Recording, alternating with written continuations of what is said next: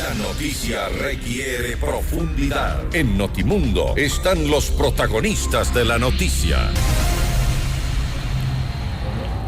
18:23, a esta hora hacemos ya contacto con el economista Hugo Villacrés, expresidente del IES y director de la Facultad de Ciencias Económicas de la Universidad Indoamérica. Economista Villacrés, muy buenas tardes. Fausto Yepes le saluda desde los estudios de FM Mundo. Bienvenido.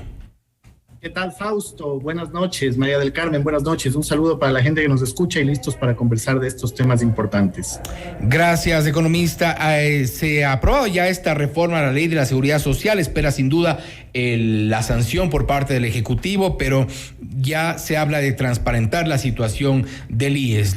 El voto fue unánime en la Asamblea Nacional y yo creo que de alguna forma también se coincide con la decisión de la gente, de los afiliados, en el sentido de que se transparenten las cuentas del IES. Pero ¿qué significa esto de transparentar? ¿Qué implica transparentar? Es una palabra bastante general. Lo primero que usted ha dicho es cierto, es sintonizar un poco los clamores de la ciudadanía de qué está pasando dentro del Instituto Ecuatoriano de Seguridad Social. Y transparentar la información básicamente en este caso es tener acceso a las cuentas de los diferentes seguros especializados que tiene el Instituto Ecuatoriano de Seguridad Social, a los balances, más allá que había formas de hacerlo a través de la Superintendencia de Bancos, a través de un boletín informativo que publicaba históricamente el Instituto Ecuatoriano de Seguridad Social en su página web, en el link de transparencia. Pero acá la idea es tener la mayor información posible a disposición de todos los ciudadanos, y no solamente de los ciudadanos, sino de los analistas. Hay muchos analistas que normalmente están invitados y carecen de fuentes de información y por tanto cometen errores de imprecisiones, de los mismos periodistas, de la academia. Va a ser muy importante porque fíjese, Fausto, existe muy poca investigación sobre la cultura previsional y sobre el Instituto Ecuatoriano de Seguridad Social en el Ecuador. Muy pocas tesis se han hecho al respecto en las universidades, por ejemplo. Y esto tiene que ver básicamente con un problema de acceso a la información, con lo difícil que se les hacía a los estudiantes, a los investigadores, a la academia, el poder conseguir información y data para de esa manera tener un mejor análisis. Si tenemos la información precisa, vamos a poder realizar un mejor análisis de la situación de la institución. A eso iba mi pregunta inicial, porque está bien, de acuerdo con que incluso muchas personas, instituciones, también gente que ha estado relacionada con la seguridad social ha publicado en su momento cifras, hay documentos que en su momento también se han filtrado a los medios de comunicación y hemos contrastado con analistas. En algunos casos también usted nos ha referido su opinión respecto de las cuentas, de la situación del seguro de salud, de la situación de la jubilación, de la situación de todos los rubros que maneja el IES. Pero ¿qué hacemos con toda la información? Porque ya la transparencia está bien, de acuerdo, subimos y eliminamos el sigilo que existe sobre las cuentas, sobre los números. Aún así, corrupción ha habido, robo en el IES ha habido, malas administraciones ha habido, irregularidades ha habido. ¿Qué hacemos con la transparencia? ¿A dónde nos vamos con la información? Mire, yo creo que hay tres pilares fundamentales en esto: el acceso a la información, la investigación que se pueda hacer con esa información para tener un mejor análisis de la situación actual de la institución, y tercero, la educación en fondos previsionales. De tal manera que con esos tres elementos los ciudadanos podamos tener una mejor forma de finalmente decidir qué es lo que queremos. ¿Qué es lo que sucede? Usted ha enumerado una serie de cosas que además normalmente están de noticia o normalmente son titulares de los medios, del tema de la mala administración, de la corrupción, que son temas que están ahí y que evidentemente deben ser sancionados, que evidentemente deberán pasar por una serie de procesos dentro de lo que le compete al Estado y sus instancias de control. Pero, por ejemplo, voy a poner un caso particular. Mire, un ciudadano que aporta sobre el salario básico, que aporta sobre $425 a la seguridad social, está aportando $88. Entonces, normalmente el ciudadano le dice, pago $88 y el servicio de salud es malo. Entonces, yo con esos $88 podría conseguirme un seguro de salud muy bueno. Pero el ciudadano no sabe que de los $88 que aporta, $45 van a su fondo de pensiones, que eso se acumula por 30 años y que el IES le va a entregar $54,300. 54.300 divididos en salarios mensuales cuando se jubila, pero le va a entregar $54.300 como el 60% de aporte que puso usted, además del 40% que el Estado paga por contraprestación como un subsidio que evidentemente podemos discutirlo y tendrá que ser analizado, porque es un subsidio para las personas que tuvimos o hemos tenido en la vida profesional capacidad de ahorro. Pero la gente tampoco sabe que el 2% va a un fondo de cesantía, que eso es $8.5 mensuales. Y si usted nunca retira, cuando se jubile va a poder retirar $10.400. Entonces, la gente no analiza que está pagando un seguro de desempleo. Fíjese, las cifras del IES dan cuenta que en el 2020, el peor año de pandemia, únicamente el 2% de afiliados utilizaron el seguro de desempleo, más allá de que hubo una siniestralidad que superaba el 40% a nivel de la población que estaba afiliada a la Seguridad Social. ¿Qué quiere decir esto? Que la gente no conoce todas las ventajas que tiene la Seguridad Social y todos los beneficios de los que puede hacer uso, y si no conoce, evidentemente no los utiliza y simplemente lo juzga por uno de los seguros, seguro al que, por cierto, se aporta $22, que es el seguro de salud.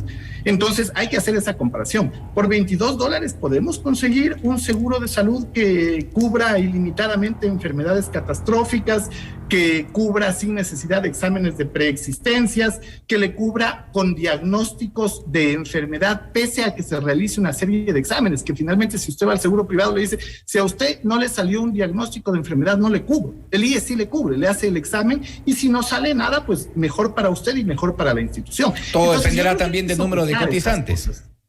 ¿Perdón? Todo dependerá también del número de cotizantes en el caso del Seguro Social.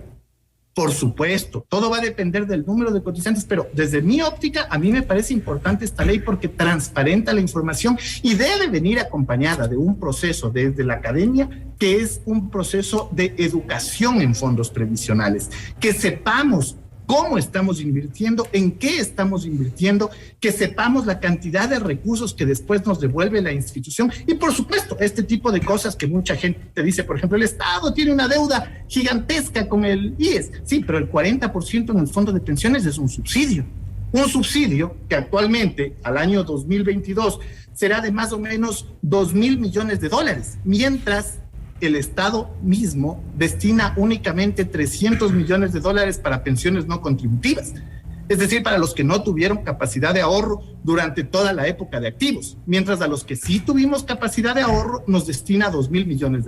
Entonces, yo soy un convencido de que la transparencia en información va a permitir tener mejores análisis, no solamente de quienes estamos haciendo opinión pública, sino del ciudadano. Y un ciudadano informado puede tomar mejores decisiones, inclusive en torno a cuál debería ser el destino de la seguridad social.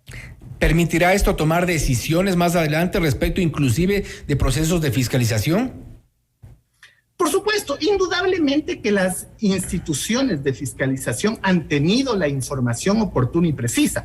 Como yo le digo, la Superintendencia de Bancos anualmente tiene los balances de los diferentes seguros. Y acuérdese que la Superintendencia, en su momento la Superintendencia de Bancos, ahora la Super de Compañías, es un órgano de control de la seguridad social. La Contraloría General del Estado ha gozado de la información oportuna de la seguridad social. Más bien, esta ley de transparencia lo que ayuda es para que los ciudadanos puedan tener acceso a esa información y, como yo le digo, si eso se mezcla con una buena educación en fondos previsionales, yo creo que la gente va a poder tomar decisiones acertadas y además poder ejercer críticas que razonablemente tenemos que hacerlas los afiliados, pero basados que sí existen. Les voy a dar un ejemplo simple. Hace un par de años algún periódico publicó, por ejemplo, las contrataciones en la seguridad social. Y sin dar nombres porque está mal hecho el estudio, decía, un presidente contrató 25.500, otro 25.300, otro 11.900, otro 6.500. Primera cosa, los presidentes no contratan, contrata el director general. Segunda cosa, Aquí no se está tomando en cuenta las personas que finalmente son desvinculadas, no se toman en cuenta los contratos ocasionales que tienen que ser renovados, los cambios en el jerárquico superior, las profesiones de las personas que ingresan, que sería hacer un verdadero análisis. Entonces, fíjese cómo la publicación de ese medio de comunicación en su momento distorsionó completamente la opinión que la gente puede tener de la realidad. Hay un estudio que se hizo en la universidad, por cierto, y que da cifras acerca de lo que efectivamente ocurrió en cada uno de los procesos. Pero entonces ese estudio ya finalmente quedó en la ciencia, en la parte de la investigación que se hace en la universidad, pero no fue publicado como el titular de una gran noticia. ¿Me explico? En el caso de, por ejemplo, también de las inversiones que hace normalmente el IES, también deberían estar levantado el sigilo para esos casos, de acuerdo al proyecto y a la reforma. Importantísimo lo que usted dice. Efectivamente, el tema de las inversiones debe ser transparentado, la gente debe saber. Y, por ejemplo, ahí el IES tiene un portafolio de 20,000 millones. Imagínese usted, mi estimado Fausto, un portafolio de 20,000 millones. Más o menos el rendimiento de ese portafolio es del 7% anual. Estamos hablando de 1.400 millones de dólares. Y en algún medio de comunicación igualmente, en esta vez audiovisual, se hizo escándalo hace un par de años porque habían pérdidas por 160 millones de dólares, sin saber que en un portafolio siempre van a haber pérdidas.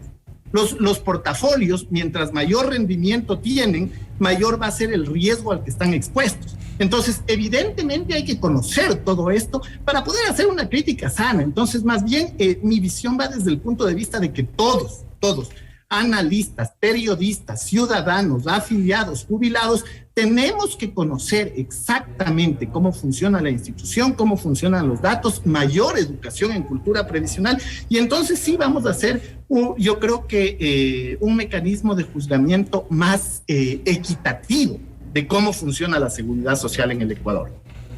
Esa es la forma, entonces, esperemos que, a ver cuál sea la sanción o veto del presidente de la República respecto de este proyecto, que de alguna forma usted también cree que podría quedar tal cual aprobó la Asamblea, tomando en cuenta incluso la unanimidad con la que se aprobó.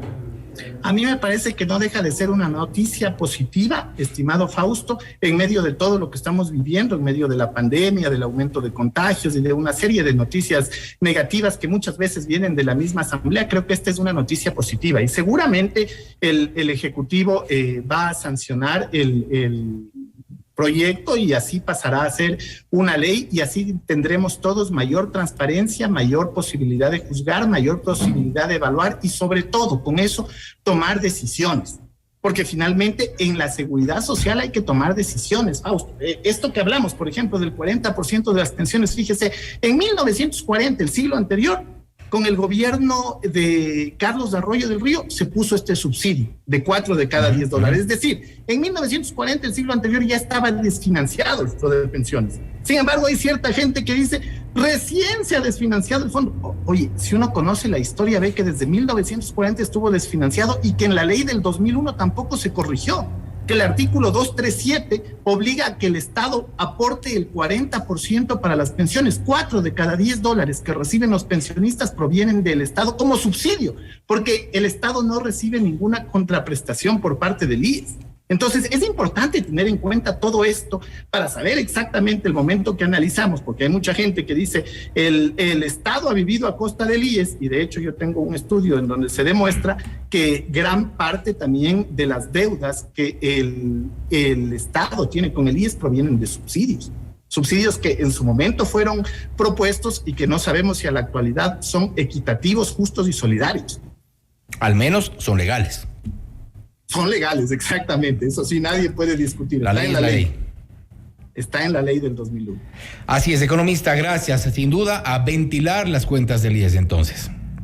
Exactamente. Muchas gracias a usted, más bien, Fausto, y a la gente que nos escucha a través de FM Mundo. Un buen fin de semana. Gracias, economista. Ha sido el economista Hugo Villacrés, expresidente del IES y también director de la Facultad de Ciencias Económicas de la Universidad Indoamérica, hablando sobre la reforma a la Ley de Seguridad Social, a transparentar la situación del IES, a conocerla cabalmente y tomar decisiones. Esto es de FM Mundo, la radio de las noticias.